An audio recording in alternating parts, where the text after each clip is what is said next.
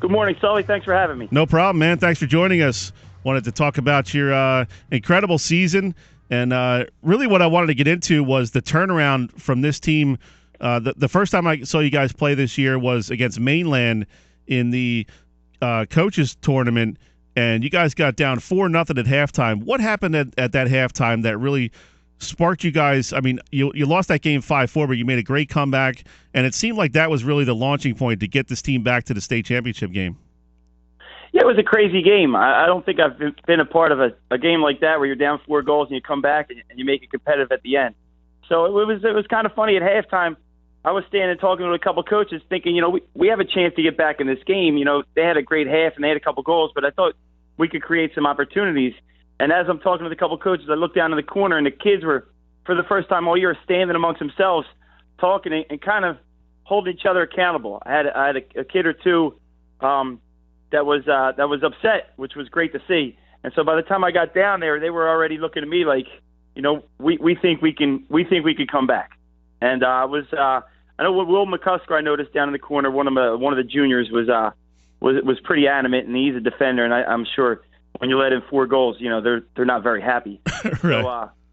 So by the time I got down there, we changed a little bit formationally and just went with like 3 in the back so we could just get more players in the offense.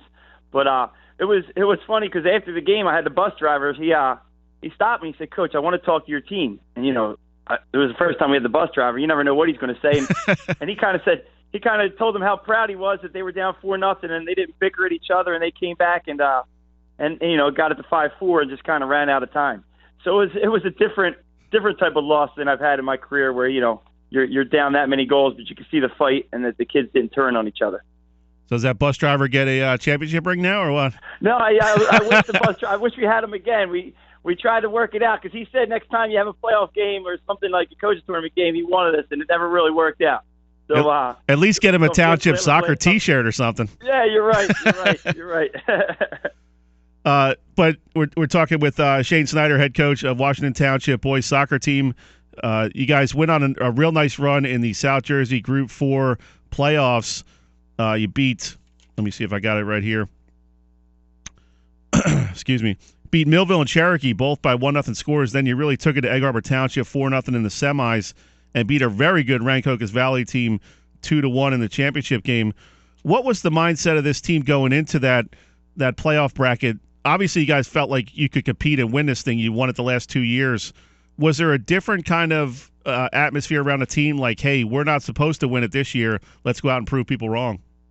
Yeah, a little bit, but I think it was more of if our season ended, we lost 6 of our last 7 games. And so we just talked going into the first round game about playing better and playing for each other and didn't really focus on being the underdog, but focused on we've been really, really bad the last 7 games, and we needed to play better. So it was more of a mindset to play for each other and to get back to working hard and defending as a team and playing as a team, and hopefully everything would take care of itself. So I guess they took on a little bit of an underdog role, but it was more of like, all right, this is the playoffs. Everybody has the same record. You know what I mean? The last 7 games, if we win a couple, don't really mean that much. So it was good to just get that first win and to beat a good Millville team 1-0 and then play really well against Cherokee. And to win that game was and then the momentum started. Once you win a couple games of playoffs, then you forget about those losing 6 of your last 7. And I was out there at the Egg Harbor Township game, and you had some pretty dynamic players on offense in guys like Serrano and Cross. But really, I thought the difference in that game was controlling the midfield. And when you guys control the midfield, you're able to kind of set up those offensive chances. And it really seemed like you guys were, at that point, really playing the way you should have been all year. Yeah, you're right in saying that. We started to dominate possession, and the back 4 played really well, and Frank Borghese stepped up in net. So, with the center backs playing well and the midfielders playing well, it allows more opportunities. You know what I mean? Because if they're winning the ball and getting forward, then the forwards can be more creative, and the midfielders can get more involved in the attack. So, and that's maybe one of the things we were missing in the middle of the year was that maybe drive or determination in the center of the field. And we had a couple kids hurt, and we were trying different things, and getting John D'Alessandro didn't play for a while, and then actually the last game we had Ethan Mueller. He was out for 3 or 4 weeks, and he played in the state semifinal game.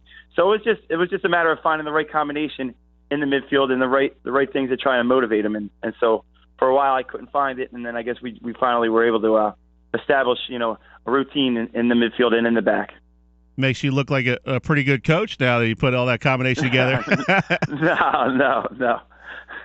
We're talking with Shane Snyder, boys soccer coach at Washington Township High School. Went on an amazing run through the South Jersey Group 4 and took home that championship for the third time in as many years.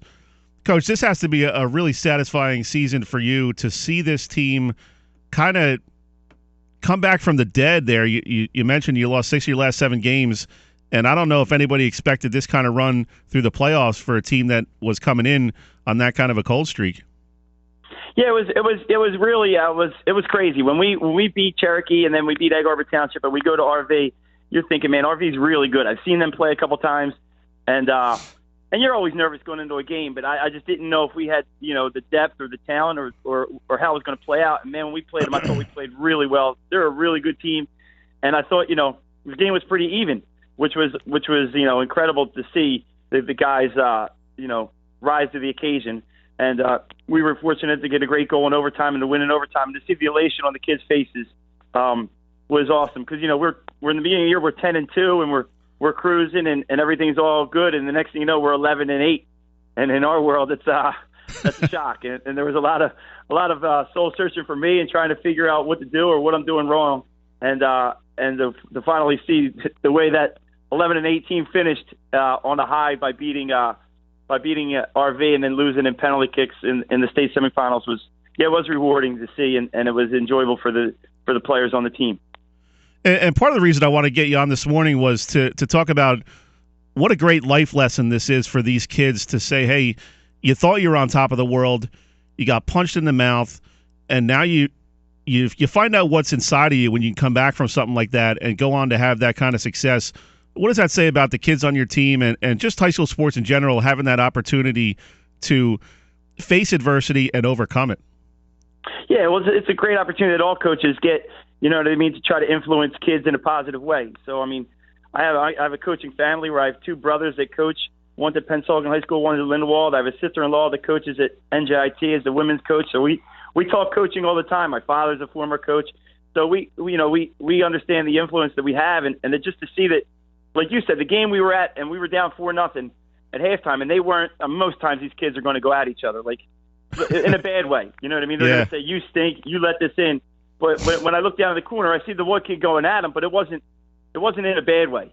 It was in I'm taking responsibility, and I know I'm part of fault, and we need to turn it around. And you're right to see everybody, down, and we couldn't figure out how to get a win. I mean, it was rough there trying to figure out different ways, and we're trying different things. And to see them not turn on each other is a testament to them. And to be honest with you, a testament to the way they were raised. I mean, I think a lot of the success that we've had in the past 4 or 5 years is because I have parents that instill humbleness and hard working in their kids. And I don't have kids that worry about scoring goals or making all South Jersey. I have kids that worry about winning. And I think that's from their parents, to be honest with you. And that makes my job a lot easier because they aren't catty and they don't worry about the superficial stuff. They worry about trying to win, which is awesome. Speaking of parents, real quick before we let you go, Coach, Kevin Minnick, we're going to have him on here in about 15 minutes. Have you ever had to ban him from the sidelines? No. Never had to ban him from the sidelines. His son was on our team this year, and he was awesome. He was a great part of the team. He was animated. He came every day, ready to practice, ready to win, and he was a big part of our program this year. So it was great. I never had to ban him from the sideline. I had to have a little bit of fun with you there before we let you go. You got it. Coach, appreciate you taking a few minutes. Great interview, and enjoy the rest of your weekend, and congratulations on a great season. Thank you. Thanks for having me on. All right. Have a good one, bud. All right. See ya.